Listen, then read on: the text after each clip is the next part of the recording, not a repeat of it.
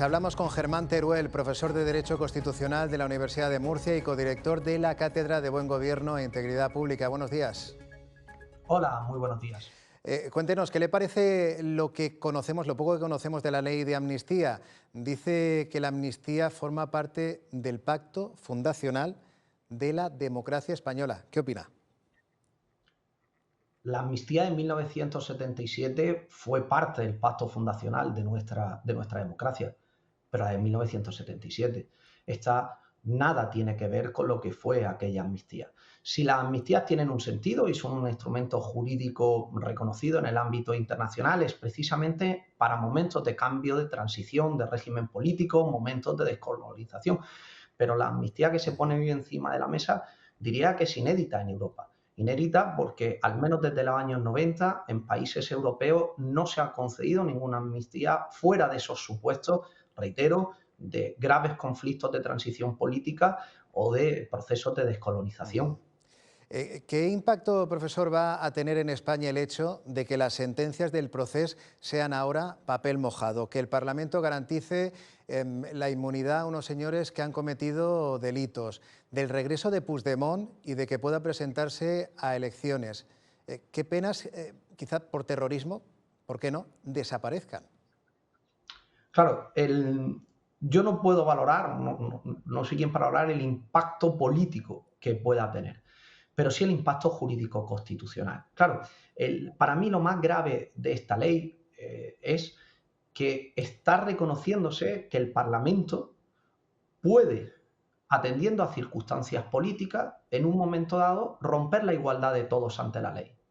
Que algo que para cualquier otra persona es delito, son graves delitos, sin embargo, el contexto político permite justificarlo y el Parlamento, aprobando una ley, puede decir que estos señores van a quedar impunes. Claro, esto creo que abre una senda muy peligrosa, una pendiente muy resbaladiza.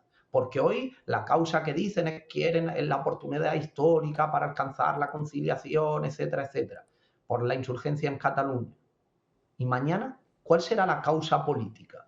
Es decir, si en España nos encontramos un asalto al Congreso como el que se vivió, por ejemplo, en los Estados Unidos, y luego estos señores que asaltaron el Congreso bajo las demandas de más democracia, nos roban las elecciones, etcétera, tienen apoyo de un determinado partido que sea clave para una investidura, diremos también que se pueden amnistiar a estos señores.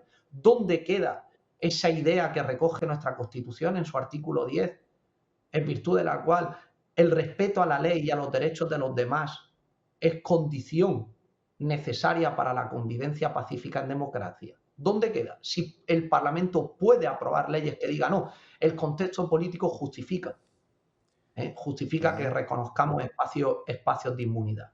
¿Dónde quedan funcionarios públicos y representantes políticos que han sido o habrían sido condenados por prevaricación, por malversación de fondos públicos, y a los que se dice no pasa nada y vuelven ustedes a sus puestos? Es decir, personas que han dictado a sabiendas de su ilegalidad resoluciones, personas que a sabiendas de la ilegalidad han distraído dinero público, que es de todos, para destinarlo a fines ilegales, y se les dice no pasa nada.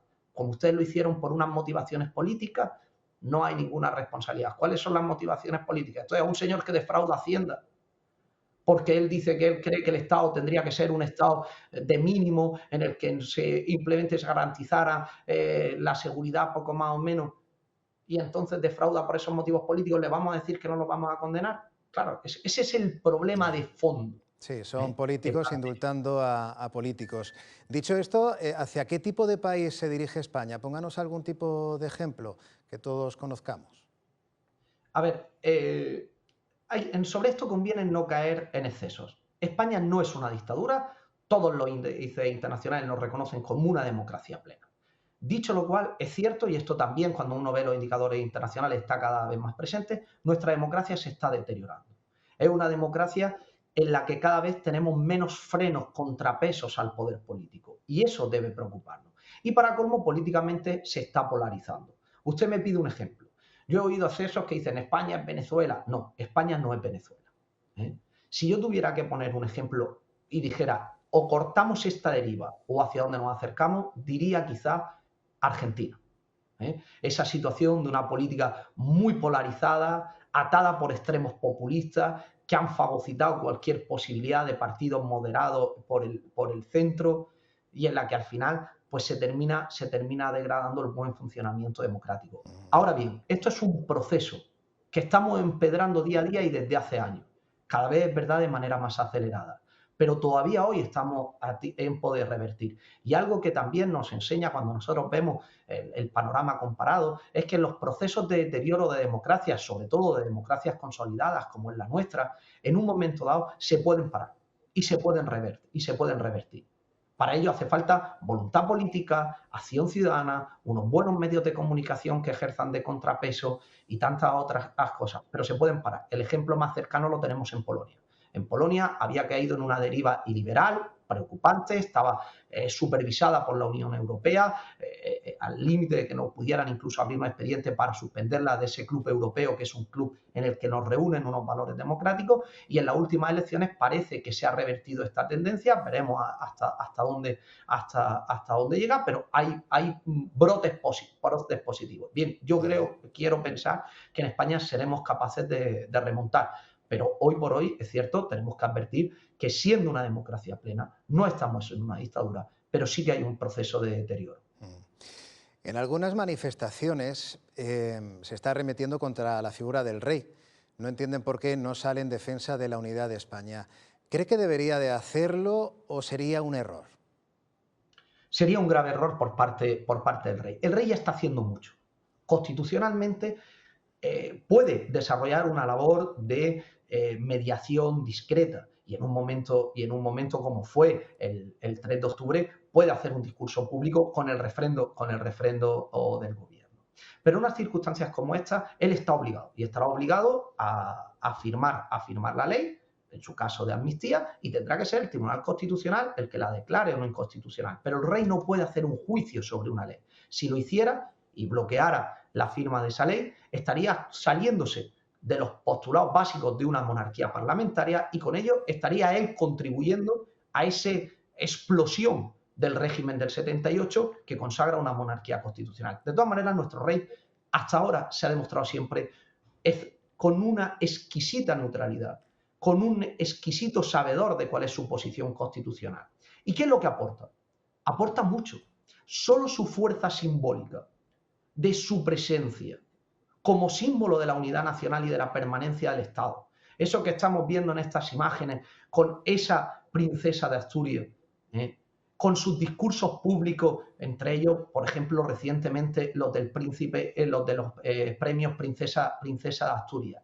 Eso ofrece una orientación y una inspiración hacia todo el país, que en este momento de turbulencia tiene un valor simbólico importantísimo.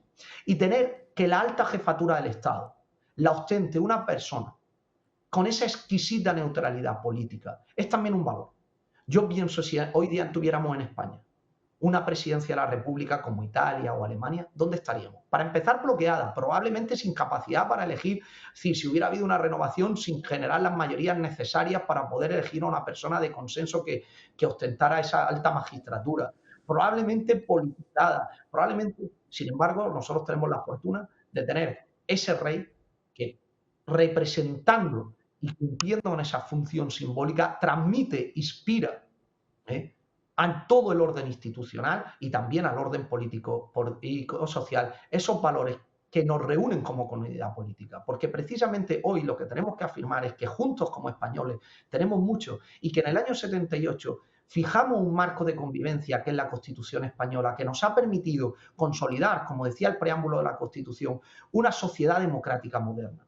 Y es ahí donde tenemos que salirnos. Y todas esas aventuras que hoy día estamos viendo, que por la puerta de atrás pretenden desmantelar la Constitución, que pretenden apostar por reformas de la Constitución fraudulentas, no a través de sus procedimientos.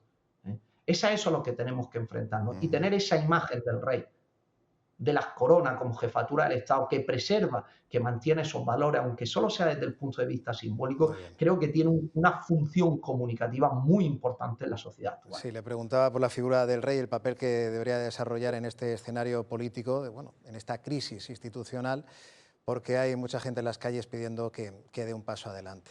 Bueno, lo tenemos que dejar aquí, profesor. Muchísimas gracias por su análisis y buenos días. Buenos días, muchísimas gracias.